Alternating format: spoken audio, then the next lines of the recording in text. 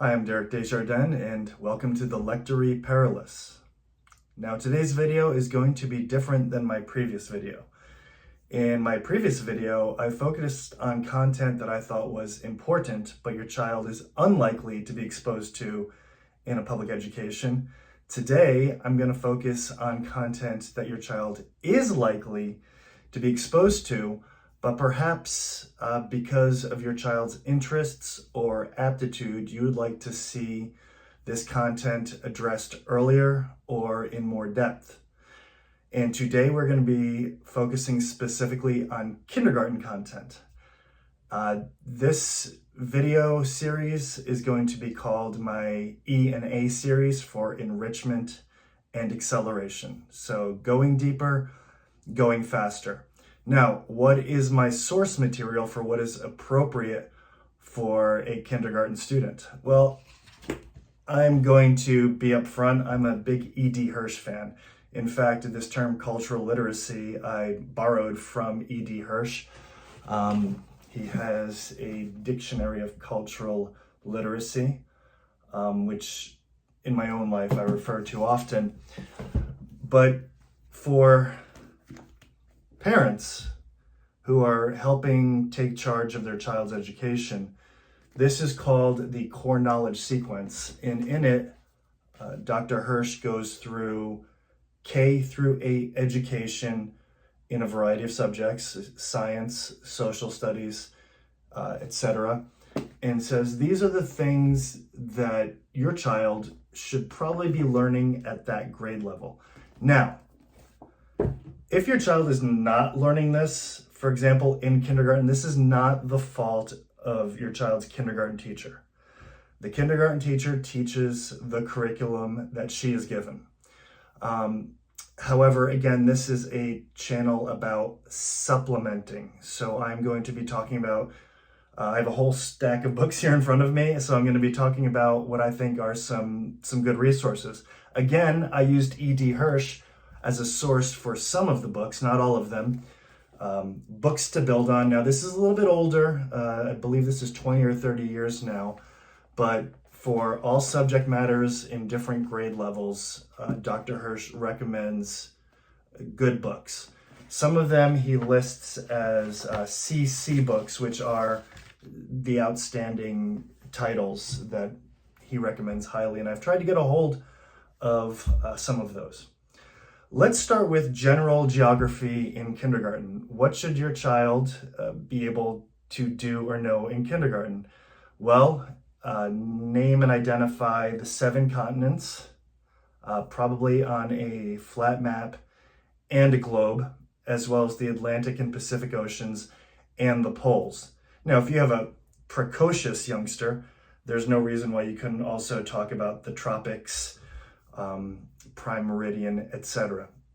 But at the very minimum, oceans, continents, identifying United States on North America or wherever you live. I'm not trying to bias myself towards the United States. However, that's where I reside, and that's where primarily the information I'm going to be talking about is going to be geared toward.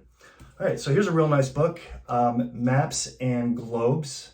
It says on the back, this is for ages 7 to 10. There's no reason why a kindergartner cannot engage in this.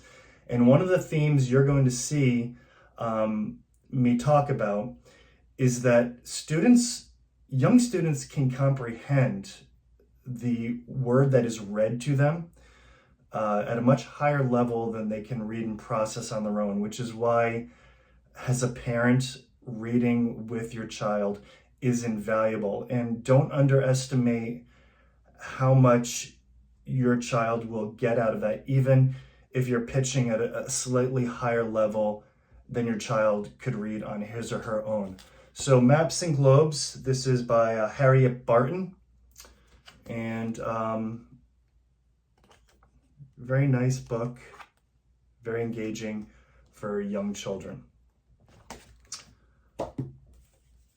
Geography from A to C, a picture glossary by Jack Knowlton, pictures by Harriet Barton. So there's Harriet Barton again.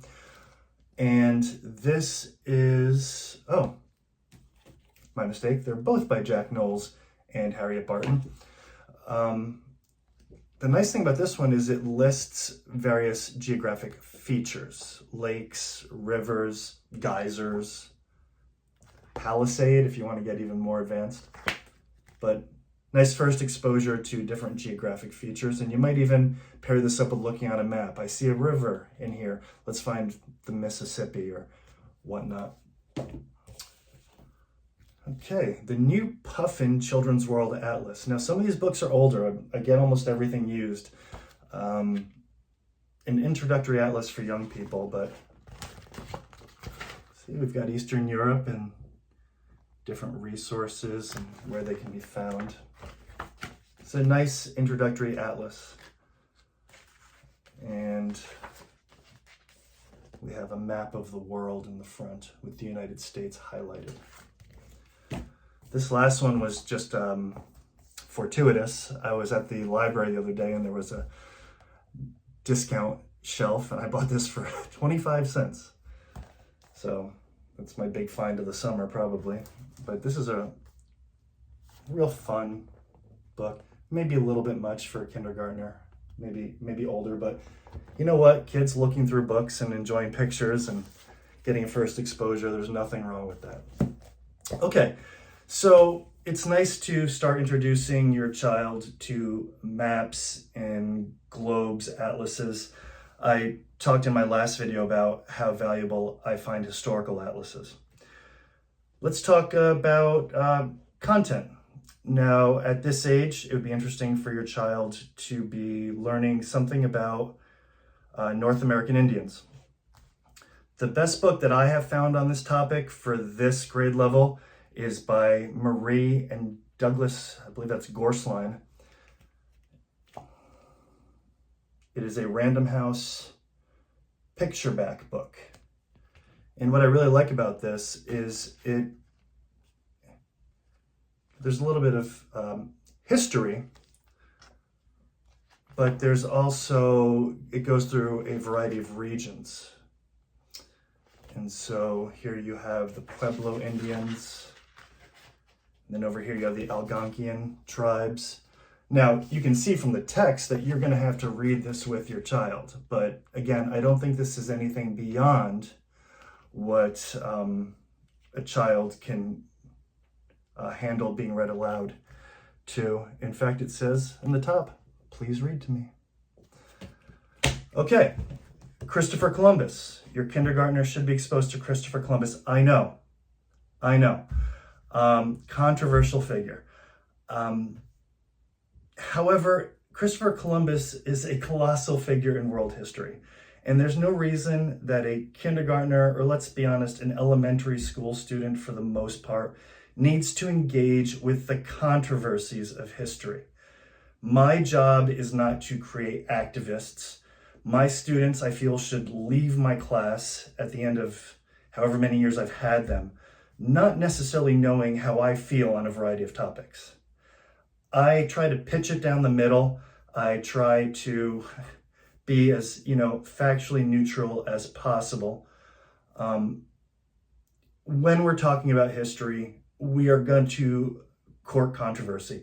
How you deal with this in your home, in your life, that's up to you. But it's not my job as a teacher to steer a child in any particular philosophical direction. I think that's a big problem in teaching these days, and teachers defining their own identities and their own philosophies and then pushing them out onto children. Enough of that. So, Christopher Columbus. Let's talk about some fairly innocuous resources to get kids kicked off onto the Christopher Columbus path. In 1492 by Jean Marzullo.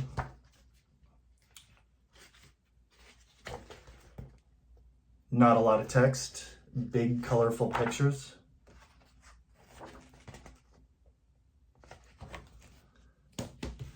Now the next author illustrator, he has won multiple awards for his work. His work is very different, very unusual. It's Peter Siss, Follow the Dream.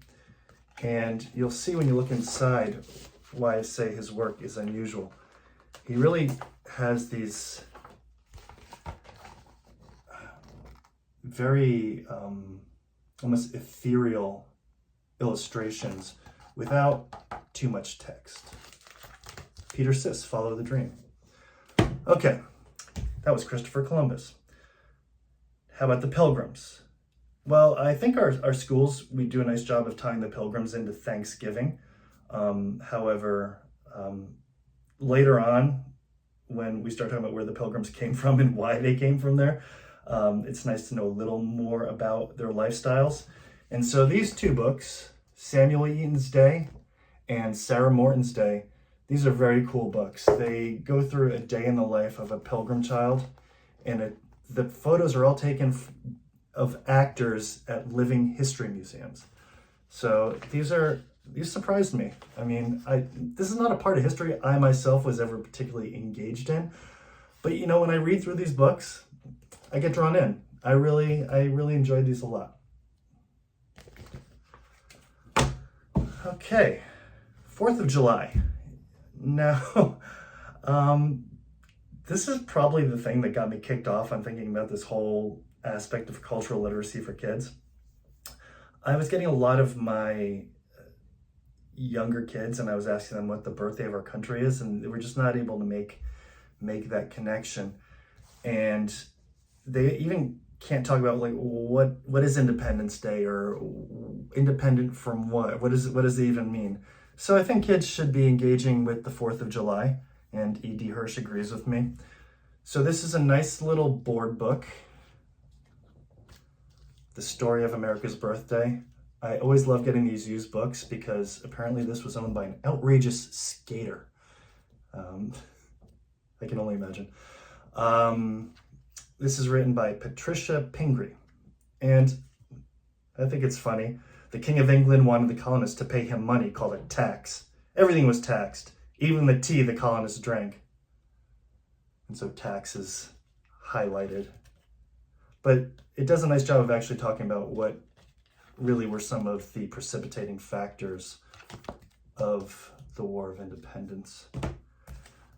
This is a classic, The 4th of July Story by Alice Dalgleish. I think it's beautiful. I love the illustrations. Now this is more text intensive. This is definitely a read aloud. I've seen some reviews complain online that it's too text intensive, but I mean, I'm not giving up the fight. I think kids should be hearing complex material. All right, presidents. How about some important presidents? Well, we have Lincoln. We have Washington, the classics. I think kids in kindergarten should be hearing about Lincoln and Washington. Probably Jefferson and Teddy Roosevelt as well. This is my first President's Day book, and I liked it. It is written in verse. A tall man, a strong man, a man upon a horse, a gentleman in satin coat, a powdered wig, of course. This one really surprised me. I mean, from the marker drawing on the cover, I was preparing to be underwhelmed. I absolutely love this one. Just like Abraham Lincoln, it's just a charming little story of a boy who has a neighbor who lives next door who looks just like Abraham Lincoln. I don't want to give away what happens, but this is a great one. I love this one. All right, how about learning about our flag, symbols? Now I have right here 3 little golden books. You may remember these yourself. They're little board books. They're very attractive. And they're chock full of good information. Okay, so here we have one about our flag. I think kids should know something about our flag leaving kindergarten. The Statue of Liberty. Similarly, an important symbol of our country. And the White House. And then if you want to double up on presidents and important American symbols, Mount Rushmore is a good thing to talk about if you can't visit it. This is by Judith Django Cohen, and it's called a pull-ahead book. This one is simpler in the text, but it could probably use a little bit of guidance. Again, it all depends on your own child. I can't tell you. So there are some topics I think a kindergartner should be exposed to. And if your child is in a public school, he or she will almost certainly encounter all of these topics in the years K through 5. But when and to what depth is an open question. So supplementing these ideas is probably a good idea. Now, before I leave you for today, there is a one-stop shop for all this content, and that is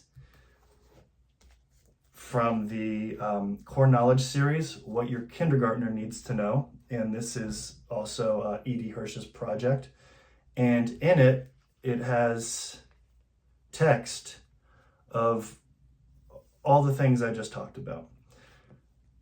Sometimes the illustrations and the text are not necessarily as engaging as books which are, specifically dedicated to a topic.